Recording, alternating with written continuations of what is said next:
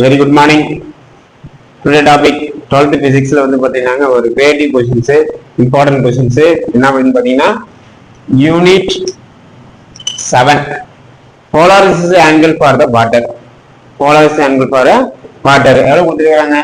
53 degree 4 minutes கொடுத்துருக்காங்க. அப்ப solution polarization angle IB is equal to 53 degree 4 minutes. Next என்ன கொடுத்துருக்காங்கன்னா the light of the instant of that is angle and the surface of the water.